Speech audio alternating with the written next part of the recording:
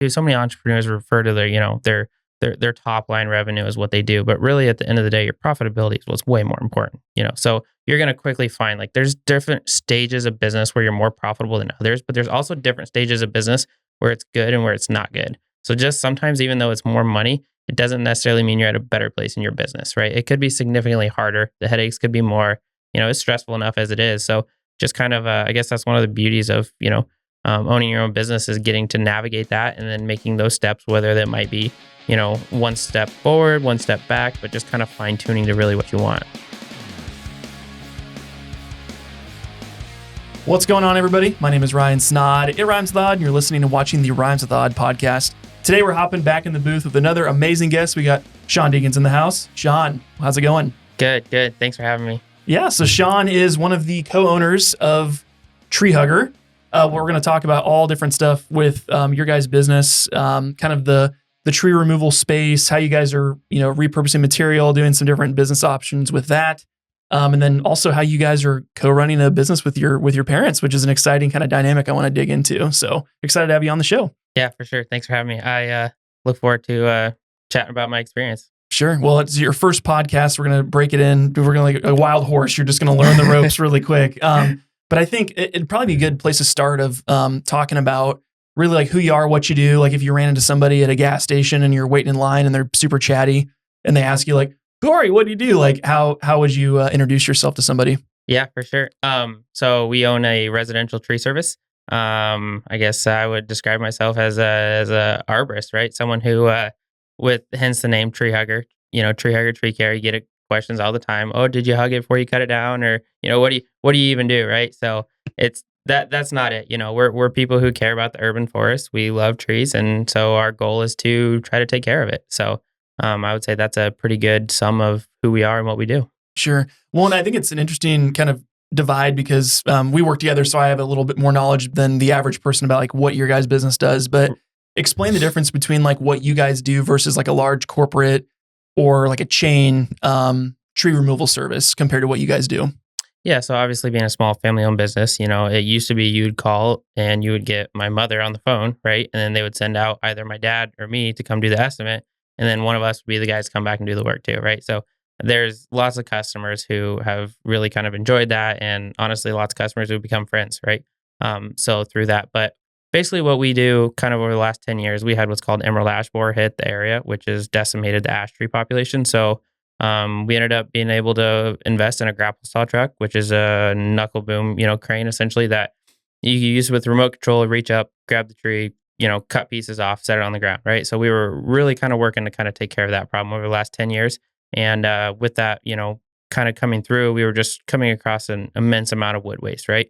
Beautiful trees that were coming down. And so much of it was just actually stockpiling, right? You couldn't even get rid of it fast enough. There was no real good way to dispose of the material. And everything that was good was just kind of sitting off in the corner. So we actually went out and invested in an iDry vacuum kiln and a sawmill.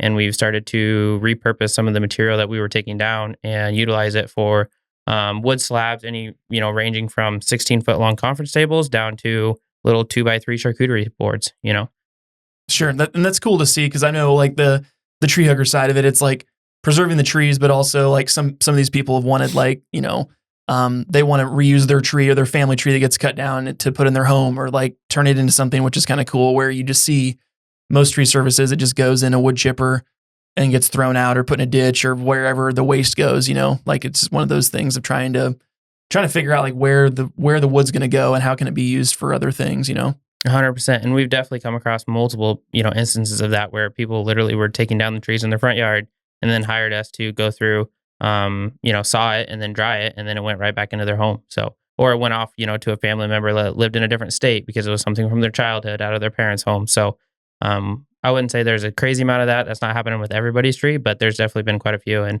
I would say even the few that we've done so far has kind of been worth, the whole process. Sure. Well, I have a personal connection to this because my grandparents were all from Southeast Iowa, a little town called West Point. My grandparents used to own a mill there for many years. It was like a family mill, like family business. And they had these, it eventually gotten bought by a local seed company and demolished and turned into a warehouse when they finally sold the company. Well, when it was torn down, they had these huge oak beams in the bottom that had the black tar from the machinery going that would drip on there. So they're like stained black Oh, oak, wow. like really strong. And the Amish that tore it down took the wood because like, this is really good wood. So they took it. Right. And now fast forward like 20, 30, 40 years later, one of my really good friends, his dad was quoting a project at an Amish farm, and he saw the wood out in the field, and he's a wood nut. He had an eye-dry kiln, like he Yeah. just loves wood, and he recognized the wood. He's like, "Hey, where did you get that wood?" And they're like, "Oh, we got it from the old Snod mill in West Point." And his eyes lit up because his family was who built that warehouse, and he's Right. like, "Can I buy that wood off you?"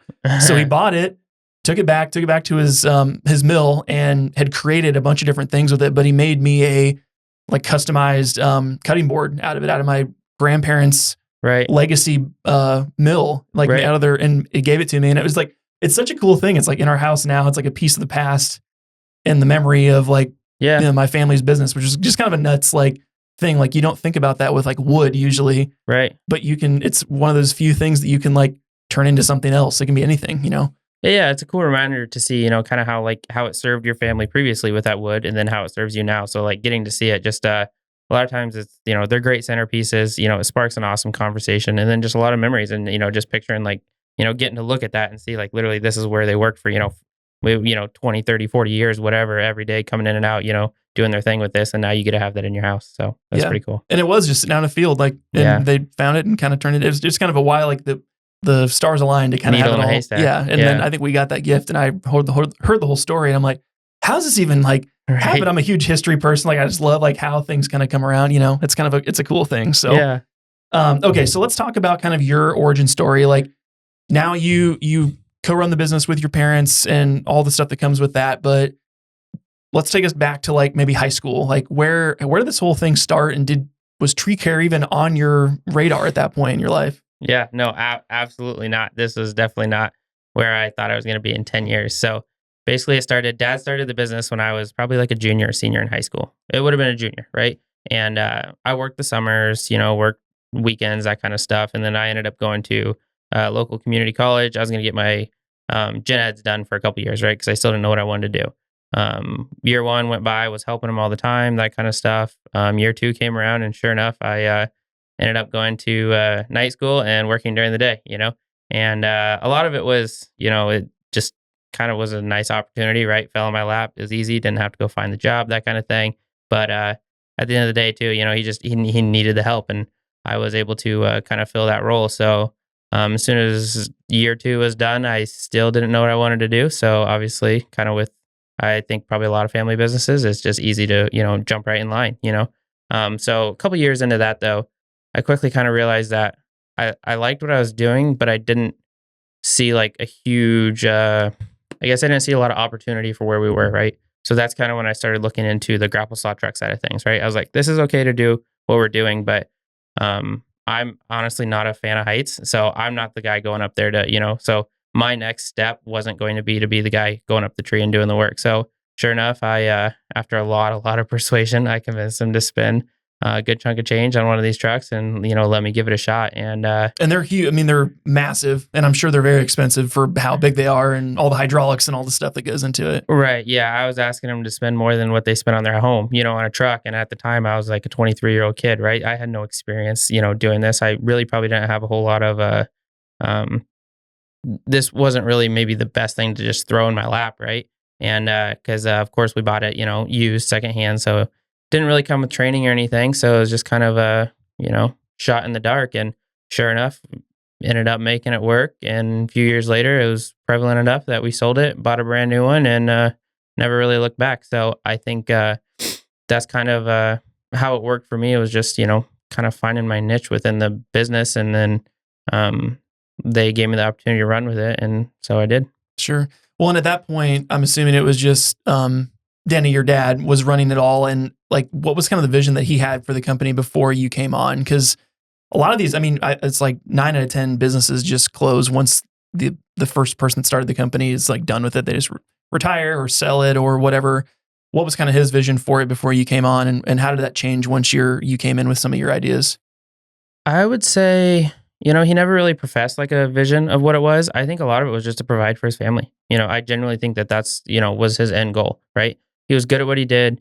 He was passionate about it. And at the end of the day, that was, as the man of the house, that was his job, was to provide. And so I think that's what he was doing. I don't necessarily think he had some sort of, 10-year goal, 20-year goal, that kind of thing. I think it was just, continuing to put food on the table. Right. So, um, and, we're obviously super grateful for the opportunity that they gave me, right? Both my parents came from um, basically not a whole lot, growing up. So, and then I was able, privileged enough to not have that, right? So I think that they continue to just strive to give us opportunities. And I think that's really kind of what a lot of it was, for him. So I don't think he carried that same vision that I did. So I think that's kind of where that dynamic started to kind of work really well together.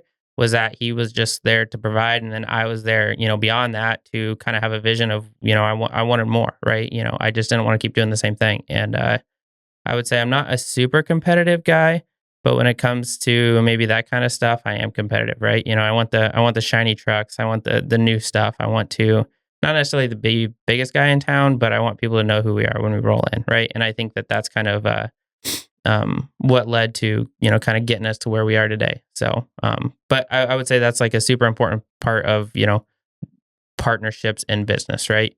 Um, I think a lot of partnerships don't work. I think it's a really hard thing to navigate. Actually, I take that back. I know it's a really hard thing to navigate, especially when it's a family business. But I think that everyone has their own strengths, and to do it on your own is it'd be hard for me to wrap my mind around, right? Because there's lots of things that they're good at that I'm not, and there's lots of things that I'm good at that they're not. And I don't know if I'd want to do it all on my own. Sure. Well, and it's an interesting dynamic, because now you have three people that have hmm input that it has to be valued. Like when Yeah. someone says something, you need to like listen to it. But at what point did you guys kind of align your vision with like all three of you were bought into like this new, here's our goal? Like, do we even have a goal as a company? Yes, we want to do these things, but that, I think that helps also. Like you just lean on is this the right decision? Well, does it help us reach the goal? What was that 100%. goal for you guys when you kind of started realigning, like turning this into like an actual company, not just like the way Denny makes money? It's like, how does this turn into like a company Right. and a business that can grow? I think a lot of that kind of boils down to the same part, right? So like Denny was good at providing and doing the work, and then I was honestly the one with most of the vision. And then mom, she managed the finances and the office and all that kind of stuff. Because if it was left to dad and I, who knows where we would be? I don't know, but it wouldn't be where we are today. So I think it literally just took all three, but we all kind of found our own role. So I think like that vision kind of came through me. And mom's a pretty big visionary too. Dad is not in the slightest, right? So I think I kind of had that, I knew what I wanted, right? I always wanted more, um, which is a good and bad thing. But I always wanted more, and mom was, super supportive along the way, and so was dad the whole time. So I think we all kind of found our own lane of just, mom was kind of running everything on the back end, the finances, the office, all that kind of stuff, just making sure we had the resources we needed to try to do what we wanted to do. Dad was there to kind of basically just kind of keep everything aligned, and then I was the kind of guy out front, getting a little squirrely wherever I wanted to go and just kind of taking it there. So I think a lot of it was, aligning that vision was just, respecting each other's roles and opinions. And it wasn't too many times that we kind of sat down and said, hey, this is what we want to do in 5 years. This is what we want to do in 3 years. It was so hard that we were just trying to figure out what we were going to do the next day, the next week, that kind of stuff. Right. So some of it did kind of snowball, but I think just everyone finding their own kind of lane was what kind of got us to where we were. Sure. Well, and just for people that don't understand the business model, can you explain a little bit about, is it just someone needs a tree removed and you guys come in and do it? It's a one-time thing. You never see that person again. Are there like corporate clients that have bigger needs that you guys serve? Like what's kind of how does the business make money, so to speak? So with tree removal, a lot of it is kind of one-off customers. Here in Iowa, we don't have people with insanely populated yards with trees, right? They might have two or three, that kind of thing. So we do have a lot of one-off customers, but then we have some larger properties that we've been able to visit multiple times, right? You could build that relationship with that customer and keep coming back. But we do a little bit of commercial work. Actually, the city of Ankeny, we do quite a bit of work for them.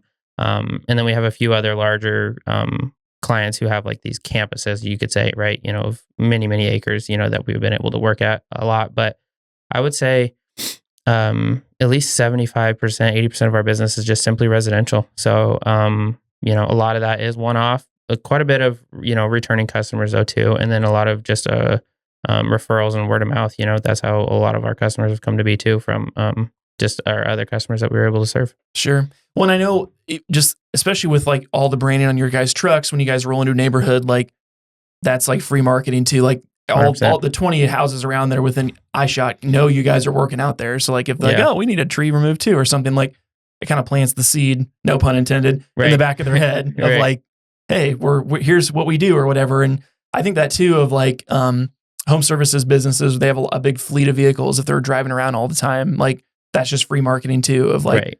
you need a plumber or HVAC person or whatever, like those people that drive by, you see them all the time too. Yeah. So as you guys were starting the business, it was just you and Denny out in the trucks. At what point did you guys start bringing on more crew? And like how many crew did you have at one point? And then where are you guys at today with your crew size? Yeah. It was, so we've been doing it for 10 years. It was kind of slow growth quite a bit there in the beginning. But I would say kind of at our peak, we were probably like 6 or 7 people out in the field. That includes, Denny and I. And then now we're down to just one full-time employee. And then we use a couple contract laborers, right? So we've had the unique opportunity to kind of see a little bit of both sides. And by no means did we ever get large, even at, 7 or 8, right? But just kind of the headaches that come with people, but also like the pros that come with people, right? Because there is, there's pros and cons to everything. There's pros and cons to every side, but having more people really kind of gave us the freedom to, step away and, kind of do some things that were, not just the physical work, but Denny really enjoys the work. He doesn't like to maybe, I guess, you always see like the natural progression is to, delegate, move out of the role, that kind of stuff. Well, not if you love what you do. There's lots of owner operators out there who literally just want to do the work. They just want to do it for themselves, So I think that's something to consider too. But yeah, moving from, a decent few people down to a smaller size, I think some of it was by choice. Some of it was, through people leaving, that kind of stuff. But it's been interesting to see both sides of things. And yeah, it'll be curious to see where we go next. Well, it's always interesting because I mean, I had the unique opportunity to know a lot of business owners and just hearing different stories of things. Because like one of my really good friends owns a construction company, like a home residential remodel company, and he had, I think it was like at their peak 4 or 5 employees, and it was the thing of like you change everything about now. You're not building houses, you're like making sure people show up on time and fill out their timesheets, and you're in the office all day because you're trying to like keep up with the the presentation, the sales efforts, the Right. client management, all the different stuff. And it's like, is that why you got in the business in the first place? And it's like, or was it to be in a tree because you just love that stuff? It's like, Yeah. you got to kind of learn and what works and what doesn't. And I think it's a cool thing to figure out if you want to like grow or downsize staff, because there's nothing wrong with any of those things. Because then if you find your sweet spot and everyone's happy, why not? 100%. I think everyone always just assumes like, oh, you want to create this like massive organization. It's like that's not always the goal, depending on who you are, what you want out of the whole deal. So Right. Well, so often too, so many entrepreneurs refer to their top line revenue as what they do, but really at the end of the day, your profitability is what's way more important. So you're going to quickly find like there's different stages of business where you're more profitable than others, but there's also different stages of business where it's good and where it's not good. So just sometimes, even though it's more money, it doesn't necessarily mean you're at a better place in your business, right? It could be significantly harder. The headaches could be more. It's stressful enough as it is. So just kind of, I guess that's one of the beauties of, owning your own business is getting to navigate that and then making those steps, whether that might be, one step forward, one step back, but just kind of fine tuning to really what you want. sure. Well, now that you've been on both sides, what are some of the biggest pros and cons of having a full-time team versus having like contract laborers? Yeah, I mean, at the end of the day, we've been fortunate enough to have a lot of really good people, right? So I think that's like one of the biggest pros, is having good people who care about what they do and do a good job of servicing our customers, So we were obviously able to service more at the time. But I think obviously with that too, there's cons of just managing those people, trying to set clear expectations, delegating properly, right? As an owner operator for a long time, a lot of that stuff rides on your shoulders. So you're quickly kind of inclined to want to do it yourself, right? Because there's a certain way you want to do it, that kind of stuff, or you want to micromanage, and people don't really enjoy that. So I think that's kind of one of the cons with having people is trying to find your own spot within that, considering where your spot was before, right? You're not necessarily the lead player anymore, right? So I think that's one of the harder things. But with less people too, it falls back on the part that, you're spending a lot of your time doing the work, right? So if you're wanting to maybe change the way your business is running or growing your business, you don't really necessarily have as much time for that. So now you have all the decisions paired with all the work falling on your shoulders. So that's kind of a difficult aspect too. So I don't think that there was one that was necessarily better than the other. I think it all boils down to where you want to go, right? And what you want to do. And that'll kind of determine, what's better for you. Sure. Well, I'm sure there's pros and cons, because then if you have full-time staff, like you can take on more work and you know that they're going to be there tomorrow, or you hope anyway. Yeah, If they're noticing or something, right. you'll just show up. But it's like you can kind of stack more, because like I have a buddy that lives in Rochester that owns a video production company, and they started about the same time I did. Now they have 8 employees. Mhm. They just crossed $1 million in revenue. They're doing really well, like all this crazy stuff. But it's like their demands are a lot different than like mine, because I use all contract partners. So Yeah. if we just have a really slow month, like I don't have to pay 8 employees to just sit here and do nothing. Like Right. it's one of those things. Like I feel like if the workload's there, it's a blessing. But if it's not, it's a curse. It's like, oh crap, we have to like figure this whole thing out, Yeah, I think a lot of it too is some entrepreneurs want to work for themselves for the freedom, right? And so as soon as you start adding people, I think until you get to a certain threshold where you can get those people to operate on their own, that freedom is not there, right? Your freedom is almost more because you're doing your job, but then you're also making sure that they're still able to go do their job, right? So whether something broke that day or something needs to be, fixed or whatever it is, right? You've just created a little bit more work for yourself and making sure that they have a job, right? You have to go out and you have to make sure that there's work for them to do. They have to have the equipment, that's running, all that kind of stuff. So if freedom is your goal, just know that there's a pretty decent little time gap between bringing on those people and then getting them to operate on their own before you gain that freedom back. Sure. No, I totally agree. Kind of shifting gears a little bit, I'd love to talk about kind of this blue collar workforce shortage that's going on, or the not sexy stuff of going into blue collar, because you're uniquely positioned where you had kind of this, you could have gone with the family business, or you could have went and done anything else, but you decided to stick with the family business. Yeah. What drew you into blue collar work, and what's something that you encourage when you're recruiting or hiring new people or contractors or whatever? Like, what's the thing that you guys hang your hat on with blue collar work that makes it really enjoyable for you? Yeah, I think a lot of it is, just one big part of it is an outside job, right? So people who don't want to find themselves sitting in an office all day or in a truck, driving, whatever it is, right? So if you want to work outside, obviously, blue collar is going to be kind of one of the easiest, quickest ways to do that. So I would say that's a large part of it.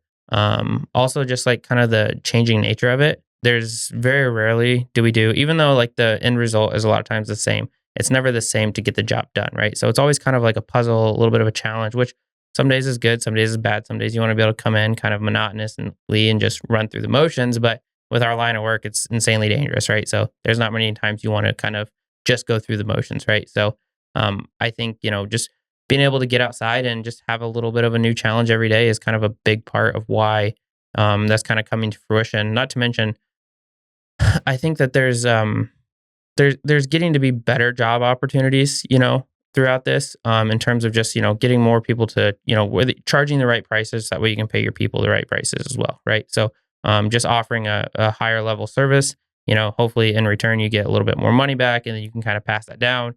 And then that just kind of allows you to get some better people, to come along with you and get to enjoy people who love working outdoors, taking care of the urban forest, and making a, living that they can pay their family with it as well. Sure. One in the whole, like the bigger picture of blue collar workforce, like where do you see it going or shifting, or has it in the last couple of years versus where it's going in the future?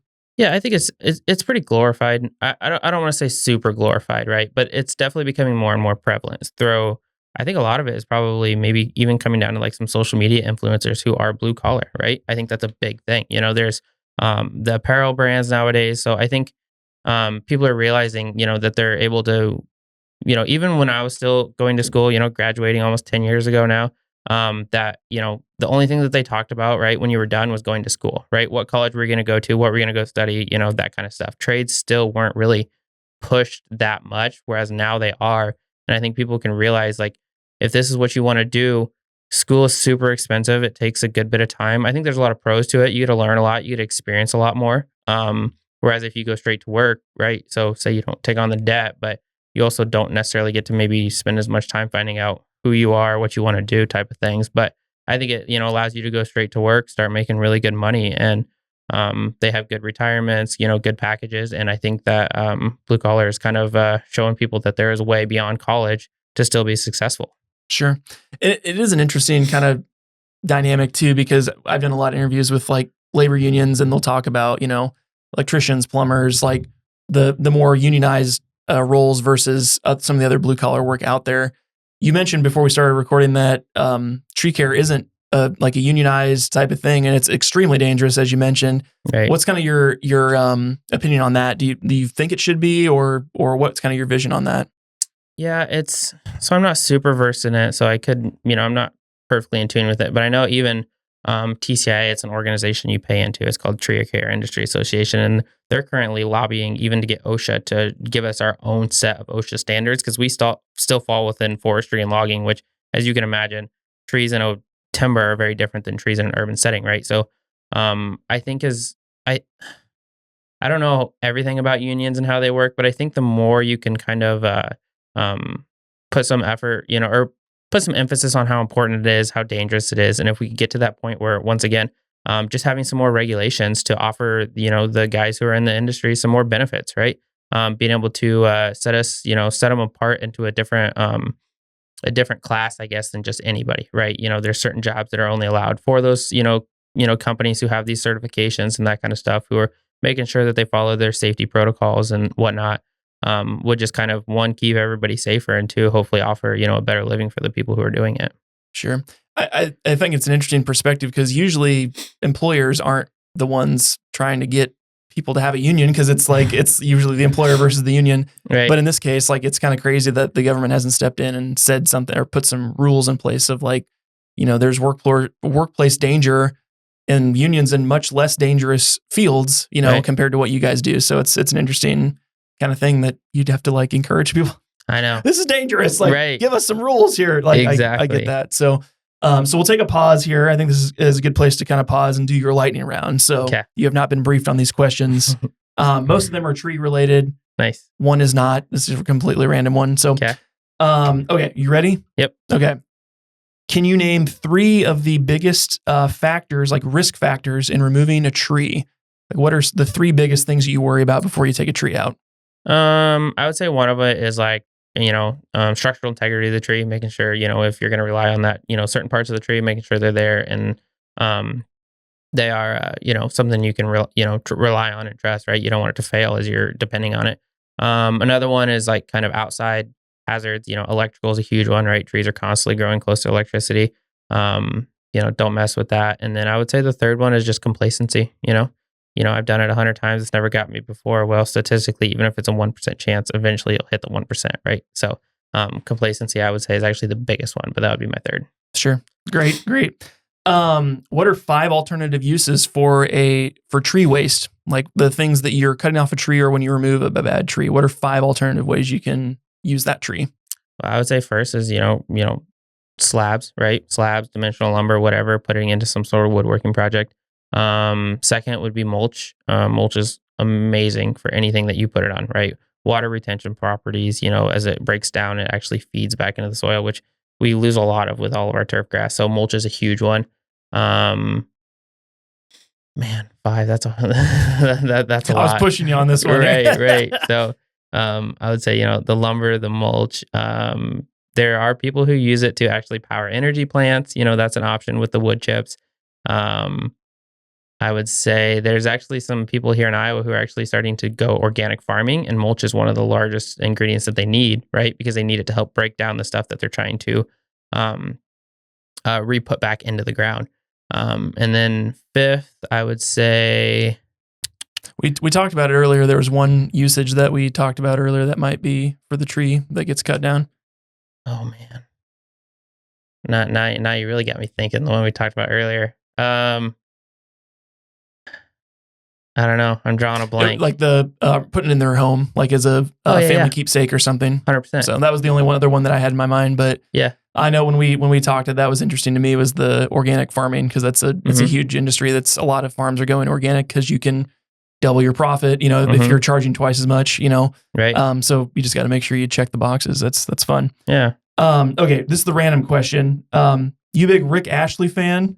I don't even know who that is. The 80s singer that you ever been Rick rolled on a YouTube video? If you look up a certain thing and it starts playing this Rick Ashley song, I don't think so. Never gonna give you up. Oh yeah, No, yeah, that yeah, song, yeah. like that dude. Yeah, yeah. Okay, so I'm gonna have you finish the lyric, okay? Oh no. So it's from this song. So it's the first part is "We're no strangers to love." I got nothing. I had to throw a random one in there I think for the you. only part of the song I knew was the first one that never gonna keep you going, or whatever it is, right? Yep. But I don't know. The next words are, "You know the rules, and so do I." You know the rules, and so do I. Oh no, I'm gonna have to go look that up now.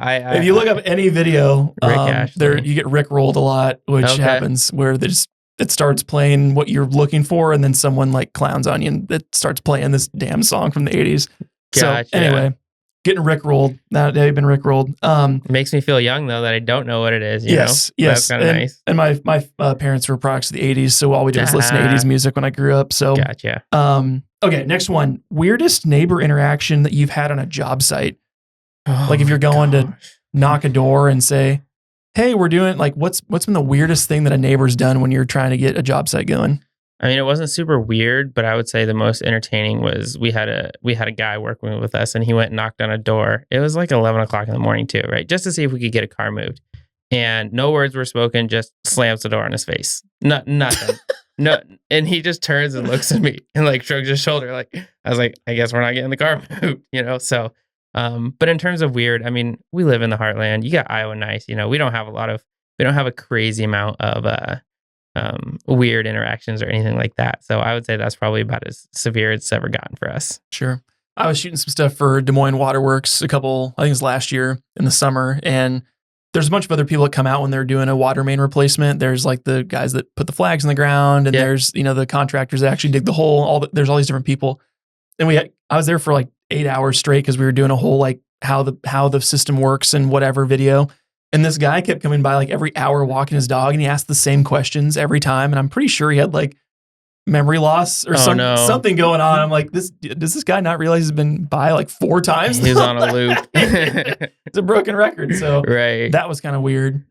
His dog was nice though, thankfully. But okay, so you guys also wear your headsets and talk and have some fun banter back and forth. Right. What's the weirdest, most off the wall mic chatter comment that you've had in like the last year that sticks out that made like everybody belly laugh? I got to decipher through and figure out which ones that you'd want to air on your podcast first. The appropriate ones. Yeah, right. you can go PG-13 if you want. Yeah. No, I would say the weirdest one that we've had. It's kind of funny because I was actually thinking about that on the way up here. Is when you came out and filmed us and got to tap into our mics and and you watch use these remote control cranes, thousands of pounds pieces over stuff, and you're probably thinking, oh, these guys are super technical, paying attention, and then you get on and realize like 99% of what's coming through our heads and out of our mouths is just like you said, just interesting banter, right? You could be talking about what you had for dinner the night before, or the whole would you rather fight 100 baby T-Rexes or one ginormous mouse or something, whatever it is, right? So like that's so much what our banter actually gets to be. But I would say that right there maybe has got to be kind of along some of the weirdest things, is like those would you rather kind of questions of just totally off the charts, off the wall, and have absolutely nothing to do with what we're doing. And it's just always interesting to one, try to make sure that we realize, like, as we have headsets on, just because we can't hear the people around us, that doesn't mean they can't hear us. So we're definitely not on our own there, but also just it's kind of funny to see people kind of watch us and be like, oh, it's so crazy, what you're doing and stuff like that. And for us, just another day, and we're just out there chit chatting, having fun. Sure. I know. I was trying to remember the funny one. Oh gosh, Jared said something funny about like you guys were talking about like guns because he was going to go buy a new gun, and then it got brought up like he'd said he had some nickname or something Goose. I can't remember what it was, but it was like cracking everybody up. It was really funny because I was listening in on that conversation. It was Honk Daddy. Honk Daddy. That's it. Yeah. And that's literally the so often, what would be kind of funny and abnormal for, that we would kind of air out here is just, it's normal for us. It's just another day, And they called him Honk Daddy because he shot a goose. Was that the thing? He was a big goose hunter. He was a big goose that's hunter, right. and how it came to Honk Daddy, I don't know. I don't necessarily know if I want to know all the details behind that one, but yeah, that's the nickname he got, and it kind of stuck. That's cool. That's cool. Well, you've passed the gauntlet of lightning round questions. Congratulations. You can take a Nice. breather. I think I want to kind of shift the conversation a little bit to talk about really like certifications, education, and like risk management, because there's so much that goes into that stuff where any guy with a truck and a rope could just start doing this, like you said, because there's no governing body that tells you that you're certified. Mhm. What are some of the things that you do for your guys' crew to make sure that you are as educated and up to snuff on the safety regulations that you can be? Yeah, that's definitely one of the things that was super important to us, right? So, kind of once we started, getting the ball rolling, saw that this was going to go a little bit bigger, than just us, right? We immediately started kind of pulling into certification. So we have, two certified arborists on staff, and one of them being myself. I went and got my tree risk assessment qualification. When we actually even became a TCI accredited company, right? One of only two in the state of Iowa. But it was just something that we were doing to, I think at the end of the day, a lot of it is you're trying to portray to your customer, that you're educated on what you do. You're able to kind of, give them the best insight. But at the end of the day, like, I think that's a good reason to, kind of want to go that way, but really just to educate yourself, in terms of, doing it, whether it's the safest way or doing what's best for the tree, right? Because everything's evolving, right? Everything's constantly changing. If you don't stay up to date on this, like, we can't still be talking about and doing the same things that we were doing 20 years ago, right?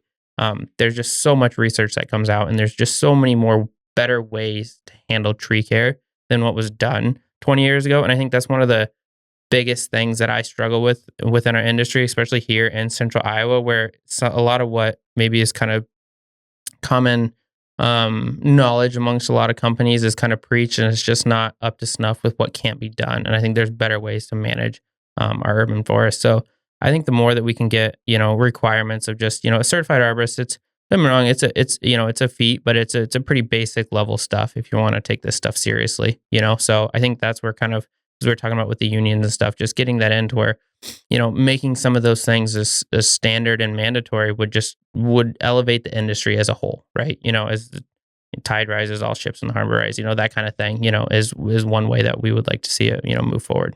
Sure. And it's interesting too, because you and your mom both came into the industry kind of green, another pun intended there. What was like, I mean, you guys are both kind of just probably trying to get educated on everything with trees. Like your dad knows everything because he's been in the industry for a number of years. But what were some of the things you guys did to just get plugged into that knowledge base? TCI is a huge resource, right? So like I said, Tree Care Industry Association. Basically they are just that, an association that you pay to be a part of, and they have so many different resources, right? So there's lots of smaller certifications that you can do within them for your whole company. So like EHAP, for example, Electrical Hazard Awareness Program, basically can get you in tune with that. But I would say TCI is a huge one. And then becoming accredited. Like there's a lot of things that you're required to do. You have to have a CTSP, which mom went and got. You have to have the ISA certified arborist. You have to abide by a pretty lengthy little list of stuff where they actually will come out and audit you. And so it's basically like, we were saying with the unionizing, like getting those rules, like we pay to be a part of that just to hold us to a higher standard now. So that was huge for us and kind of evolving moving forward. Well, and you could only imagine how many smaller owner operator truck guys don't pay for associations. They're kind of off the grid. They don't have any like certified training. And people are paying these guys to go and cut a tree down right next to their house. Like, how stupid does that, like, that sounds like a recipe for disaster, Yeah. One of the things we preach all the time is just, asking for a proof of insurance, right? You just want an updated proof of insurance for, even if that's the route you want to go, right? As a homeowner, you get the, ability to choose that, but just try to protect yourself, right? That's free to ask for insurance. And essentially through the state of Iowa, you're required to have it anyways, right? So if you're a licensed contractor, you should have the insurance. So at least go that way to protect yourself. But, the thing that kind of gets me the most is just, taking necessarily opinions on how to handle your trees from people like that, right? Because like I said, there's so many different methods nowadays that we can go with in terms of better caring for the trees we have. And then also trying to combat some of the issues that we're seeing, right? Climate change. I don't necessarily want to get into whether it's real or not, but things are changing, right? Drastically. We've been in a drought for at least 4 years, in my opinion. 5 years, 2024 was still a drought too. And we're seeing a terrible amount of effects on the urban forest. And if we don't take this notion to kind of, put some more effort into preserving what we have, we lost a lot through EAB, which was an outside pest that came in and decimated most of the ash population. And we're seeing more pests come in and stuff. And so like just making sure that you're, getting an arborist who actually cares about the urban forest and the trees, and coming up with a plan to try to preserve what we have, because you can replace, but we don't have that kind of time. Everything in tree time is so long, right? We talk about a short period of time, and that's 5 years. You know what I mean? That's short, in tree time. So just getting your information and your opinions from a credible source is, I think, a super important part of it. What's the biggest milestone that you feel like you guys reached as a business since you've been on board? I don't know. I would say one of the things, and I think it probably happens to most entrepreneurs, is you're always looking for more, right? You're always looking ahead. There's never, as soon as you hit the goal that you had set, or you're close to it, you've already set the next goal, right? So, I would say, there were certain revenue goals that we broke. That was big. That was a large part of it. And I would say probably accreditation. That was something that we had looked for years, and it took almost a whole year to get everything in line and set up for that. And like I said, being only one of two companies in the state of Iowa to have that, especially being a small family owned business, that was kind of huge for us. So I would say that was probably one of the bigger milestones that we definitely come across that was good for us. Sure. That's great. Hardest aspect of running the business specifically? Well, a toss up between having it being a family owned business, and then I would say the other hardest aspect is, I think, people management, and I'm not trying to say that in terms of like people are the hardest things to do, but just crafting the skills and understanding how to manage those people, has probably been one of the harder ones, because like I said earlier, a lot of times you get into the industry because you want to do whatever that industry is offering in terms of service. But as soon as you start adding in people, that all goes out the window, right? It's not, you don't have to be a great arborist anymore. Now you have to be a good people person. And that's a whole different set of skills. And it just takes a long time to learn. So I would say that's probably one of the harder things too. Sure. No, I love it. We kind of talked about this, the unionization stuff. What do you think is kind of your guys' uniqueness of looking at it from a green perspective, like the environmentalist look at it, where most people, it's just, that tree cut down and like throw it in the wood chipper, see you later. Like it's, what's the thing that makes you different in that perspective? That's that's probably some of the worst, like what you said right there. That's some of the worst things that we see. So often you can come in and with the amount of people that are in the industry, you'll find someone who can completely kibosh your problem, right, for maybe $1,000, right? And then I'm going to come in and tell you, hey, over the next, 3 to 5 years, we're going to need to make a visit every couple of years, and it might cost us $700-800. And so I'm getting to, start costing more than what it would cost just to completely get rid of it. So basically, we just try to put a lot of effort into, I guess I would say, showing the importance of why, you need to maintain that tree and why you need to keep that tree there, right? Because a lot of people don't realize, probably the effects or the benefits that trees have, but through whether it's just, transpiration is a big part of it, releasing the water and the cooling things. We're getting hotter summers all the time. We're getting droughts, our water's not sticking around, nothing like that. So just we've had a lot of weather events too, over the last few years. So everyone's really scared of their trees and stuff. So I would say, just kind of, doing our best to instill some confidence in those people to let them know that there are things that we can do to kind of help, kind of keep these things around and stuff. But just understanding that there's always going to be a little bit of a liability, but the reward far outweighs the risk usually. What's been you mentioned you guys have kind of reunited on the vision here recently. What's the new vision for Tree Hugger in the next 5 years? Yeah, I would say it's something that we're kind of really working hard through right now. Maybe we're 70% of the way to kind of having an answer. I don't know exactly what it's going to be yet, but I would say, preservation is a huge part of that, as, tree huggers, so to speak. After clearing out seeing what EAB has done, and then the storms that we've had, whether it was the derecho and stuff, I would say there's more important now than ever to try to maintain what we have. So I think preservation is going to be a huge part of what we want to do moving forward in terms of just, doing our best to educate our customers and then allowing them to help us care for their trees so that we can keep them around, because we are losing them at a far faster rate than we were putting them up, or then they can come back on their own too. Sure. That makes total sense. Sean, it's been great having you on the show. Where can people learn more about you, or if they're wanting to get a huge conference table or something, like where can people learn more about what you guys do? Yeah. treehuggercrew.com. That's our website. You'll be able to have access to whether you need tree care services, or if you want to go through and find our wood inventory, or be able to get a hold of Mom and come out and take a look at something. That'd be the place to do it. Perfect. Well, thanks again for coming on. If you guys haven't already, make sure to go check out all the stuff they're doing over at Tree Hugger. It's a great company. If you made it this far in the show, make sure to subscribe if you're watching on YouTube or Spotify. Give us a like if you're on social media as well, following some of the clips, and tune in for next week's episode. My name is Ryan Snod. It rhymes with odd, and I'm out. Peace. Thank you so much for watching yet another episode of the Rhymes with Odd podcast. We really do appreciate your support. If you could give us a 5-star review on Apple iTunes, that makes a world of difference, guys. Also, if you're tuning in on YouTube or Spotify, make sure to subscribe so you don't miss another episode, and check us out on social media.